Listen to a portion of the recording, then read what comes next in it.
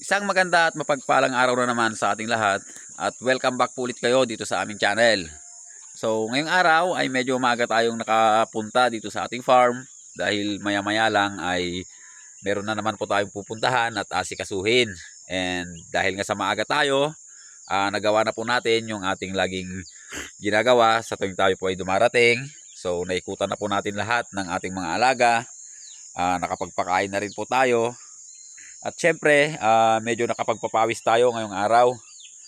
So ayun, nagbawas ulit tayo ng konting lupa dito. And napakaganda sa pakiramdam na pawisan tayo ng umagang-umaga. So dito po sa sa farm na aking binubuo or dinidevelop, marami pa po tayong gustong gawin dito. Maraming gustong idagdag. At syempre may mga gamit na gusto nating bilhin para naman makatipid at mapabilis yung ating mga gawain dito sa farm. So isa na po dyan is yung pang-cut sana ng mga dahon dahil marami na tayong Madre de Agua. So malaki po ang may tutulong sa atin ng mga gamit na mga yon. Although may kamahalan, pero in return naman, mababawasan yung consumption natin sa pagbili ng feeds or pagpapakain ng feeds. So dito, ang mga alaga natin dito dati ay naka-free range lang sila. So okay naman nung una, walang nawawalang alaga, maayos naman sila. And nung magtagal-tagal, naranasan na po natin na mawalan ng mga alaga. So ang unang inisip po natin nung una ay yung mga magnanakaw. So nagkamali tayo doon. And ang rason pala is yung predator may sawa na malaki.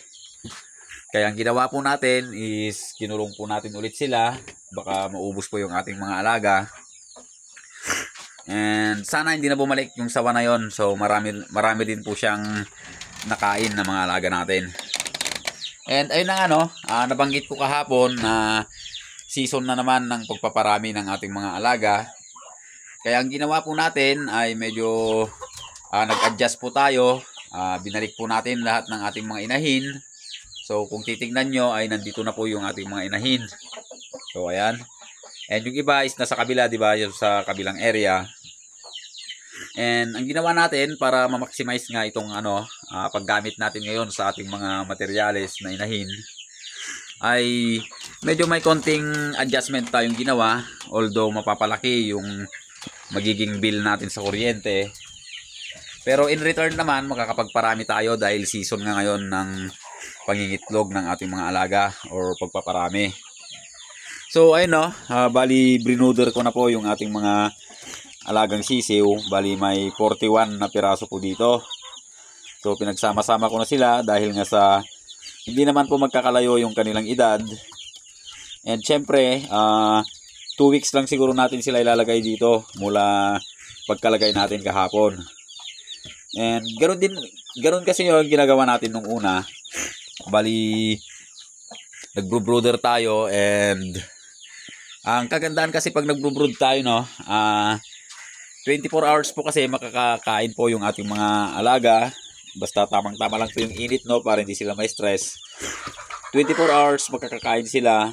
Pag gutom sila may available na pagkain. Mabilis po yung kanilang paglaki pagka ganon. So nangyari kasi nalipat na po tayo dito sa aming nabiling property. Kaya twice lang po tayo nakakapagpakain. So ang resulta medyo matagal yung paglaki ng ating mga alagang sisiw.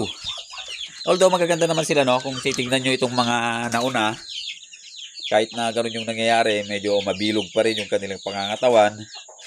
Ang napapansin ko lang talaga is yung kanilang paglaki, medyo mabagal. So gaya din po ng mga panabong natin na to, doon sa game farm, yung mga kasabayan po nito ay malalaki na. Samantalang sa atin is nakikita ko parang nabansot dahil siguro sa kulang yung kanilang nakakain, twice a day lang sila nakakakain.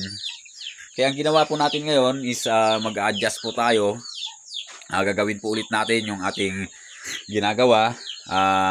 Di bali may kuryente naman na dito, kaya lang syempre tataas talaga yung ating konsumo sa kuryente. And ayun, mag-incubate na rin po ulit tayo. So ayan, may mga itlog po tayong mga nakasalang dyan. So marami-rami na naman. So talagang mag-adjust po tayo mga kaibigan para makuha po natin yung target na gusto natin. And medyo in-upgrade ulit natin to, or inayos itong ating maliit na incubator. Dahil nga mula nung nilagay ko po dito yung fan, hindi po naging pantay or hindi naging sabay-sabay yung pagpisa ng ating mga itlog na nilalagay dito. Dahil nga siguro dito lang po yung fan, hindi siya naka-center. Pagka naibubuga ng hangin yung init, or naibubuga ng fan yung init, is dito po napupunta sa kabila. Mas nauna pong nahatch ito, and ito nahuhuli ng mga 1 linggo or ilang araw.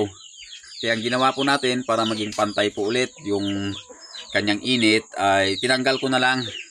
And i-observe natin ngayon, ngayong batch na to na nilagay natin or sinalang, kung babalik po sa dati na sabay-sabay or magkakasunod lang yung pagpisa ng ating mga pinapapisang itlog. So ayun, yun din po kagandaan dito sa ating ilaw ngayon dito. Hindi na po natin pinapatay yan dahil may sensor. Hindi na rin po natin sinisindihan dahil nga sa kusa na po siyang namamatay at sumisindi pagka And ayun, gusto ko rin pong i-boost yung pakain dito sa ating mga alaga dito para mabilis silang lumaki. Dahil nga kulang talaga tayo sa breeders. So 15 heads na lang po yung breeders natin. Isasama yung 2 Brahma, 17. Dahil nung nakaraan nga nakuha yung ibang breeders natin, hindi naman na natin sila nahindihan. Kaya gusto natin magdagdag ng breeders ngayon para na mas mapabilis yung ating pagpaparami. So dito sa breeding pen na to, pababayaan ko na lang silang mag-natural dahil pure native po yung 2 na yan. At siguro mano naman yan, maganda kasi mamisa yung yung inahin na yon, napansin ko na. So yun po yung inahin ng na to, ng 10 na to. So napalaki naman yan na maayos. Actually 2 weeks nga lang tinanggal na natin yung inahin. Kaya ngayon nagagamit na naman natin siya. So yun, talagang i-maximize po natin ngayon yung paggamit sa kanila. And hindi po natin hayaan na maglimlim sila ngayon. At i-collect po natin everyday yung kanilang mga itlog para i-incubate na lang. So yun po yung naging adjustment dito sa ngayon gagawin natin dito sa farm.